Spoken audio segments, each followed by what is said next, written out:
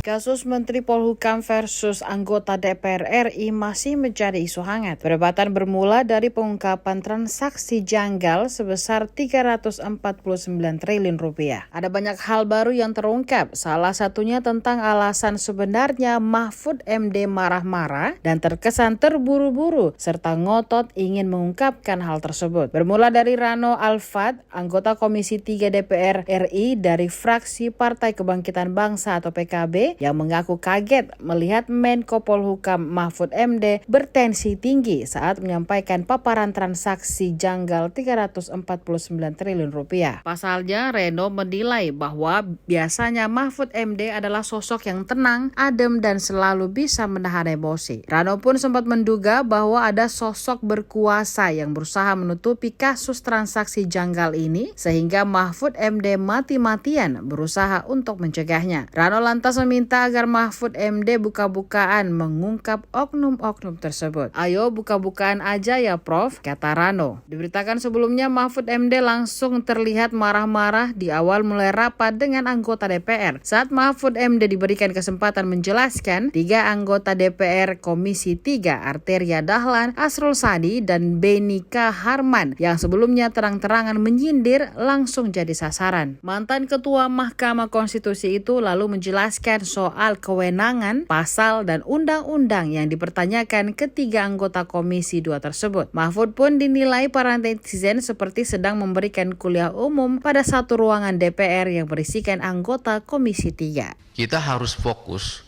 apakah yang disampaikan hari ini ada benar tindak pidananya terhadap aliran uang ini. Karena saya dukung Prof.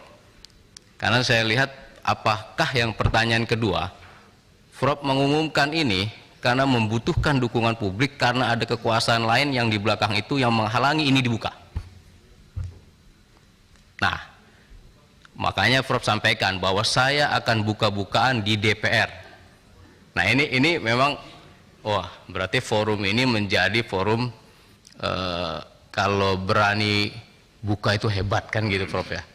Saya terus terang sebagai anak muda sangat mengagumi Prof, makanya saat tadi Prof awalnya agak tinggi itu kaget juga, biasa tenang, santai, kok tiba-tiba tinggi, ini ada masalah apa, ternyata mudah-mudahan lagi puasa ya Prof ya.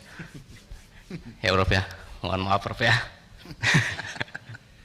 Tapi intinya adalah bahwa saya berharap kita sama-sama mendukung, dan saya yakin bahwa walaupun ada mungkin meyakini bahwa Prof melakukan ini, menyampaikan ini ke publik untuk membutuhkan dukungan publik, karena mitra Prof kan sebagai menteri juga sebetulnya ada Kabareskrim, KPK, Kejaksaan itu di bawah Prof.